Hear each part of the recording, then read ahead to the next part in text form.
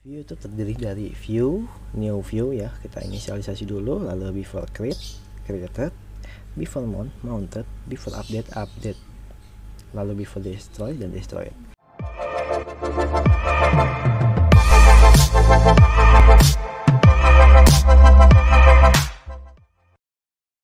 Halo, assalamualaikum warahmatullahi wabarakatuh. Kembali lagi di channel Front and Corner.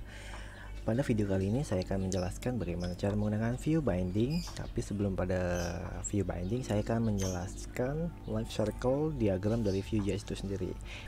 Life circle diagram pada view itu terdiri dari view, new view ya, kita inisialisasi dulu, lalu before created, before mount, mounted, before update, update, lalu before destroy dan destroyed. Nah, saya akan menjelaskan apa itu fungsi before create dan lain-lainnya. Pertama adalah before create. Before create dijalankan pertama kali pada sebuah komponen sebelum semuanya diinisialisasi, ketika data dan event belum diinisialisasi oleh view. Ini sangat berguna ketika kita ingin menjalankan kode JavaScript sebelum komponen dieksekusi, layaknya menaruh kode JavaScript pada tag hit di HTML ya. Biasanya kan kita taruh JavaScript itu di bawah body ya. Ini seperti kita taruh JavaScript di bagian header seperti itu. Lalu selanjutnya adalah created. Created dieksekusi oleh view ketika data dan event seperti event compute dan watcher yang telah selesai dirender tetapi template belum dirender oleh view.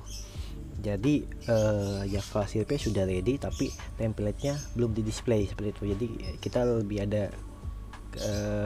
memproses JavaScript-nya terlebih dahulu seperti itu. Selanjutnya adalah before mount. Before mount adalah life circle hook yang dijalankan oleh view sebelum template pada sebuah komponen dirender atau ditampilkan, tetapi setelah template dikompile oleh view untuk mengakses DOM seperti itu.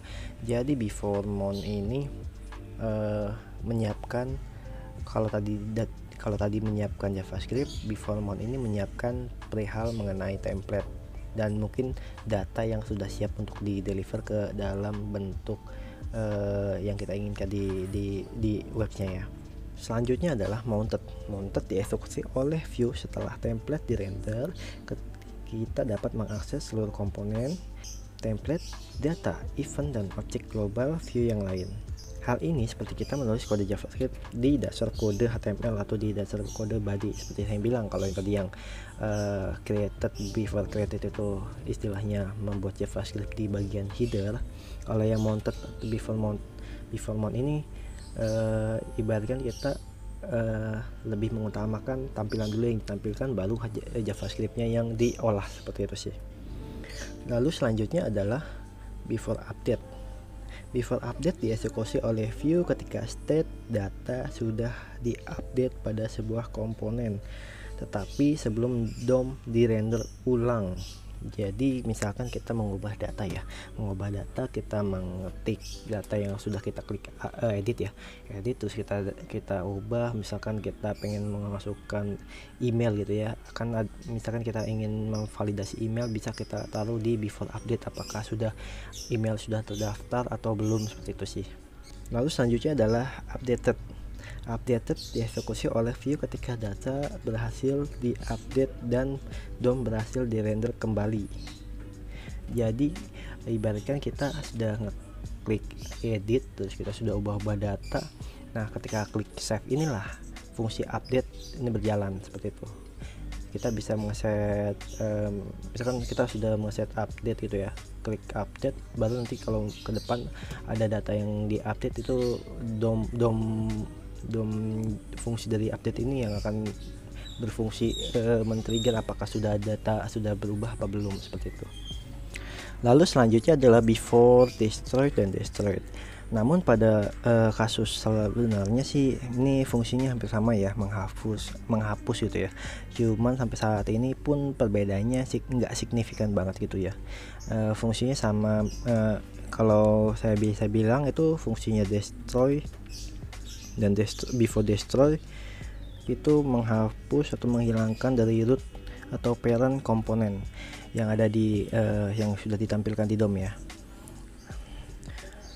pentingnya kita untuk mengetahui life cycle dari view ini sebenarnya penting banget ya, supaya kita tahu penggunaan framework ini. Minimal kita tahu step apa kode kita akan dijalankan gitu. Jadi kita misalkan kita pengen datanya pengen ada sebelum di load tampilannya, misalkan kita bisa taruh di before create ataupun di create gitu, seperti itu sih. Selanjutnya saya akan membuktikan mengenai life cycle yang tadi saya jelaskan, mengenai before create, before mount seperti itu. Nah, kita kembali ke codingnya ya. Di sini kan saya bikin dashboard. Nah, ini variable message ini kan hello aja ya. Ini nanti kita masuk ke dalam materi view binding. Nah, di sini kan ada before create, before mounted, before update, before destroy. Nah, saya kenapa ada konsol kayak gini? Ini saya akan membuktikan fungsi mana dulu yang akan berjalan ketika setelah di render atau sebelum di render. Ini kan konsol before ya. Oke, kita akan ke webnya, kan kosong ya. Ini udah ada message hello kan. Lalu kita inspect gitu ya.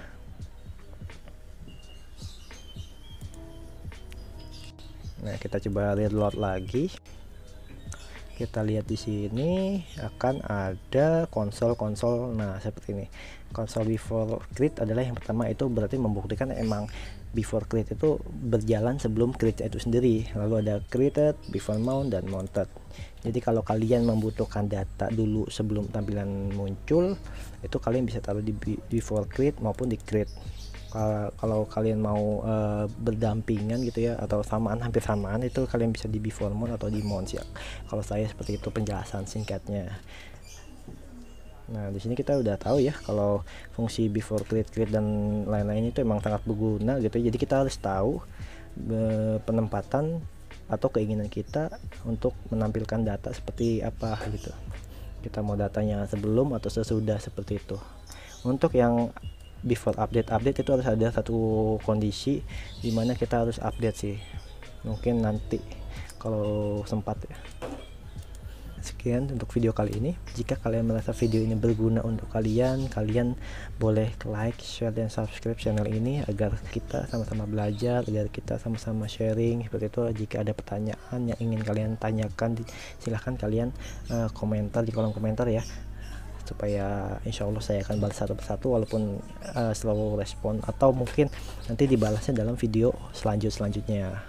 Oke, sekian, terima kasih. Assalamualaikum warahmatullahi wabarakatuh.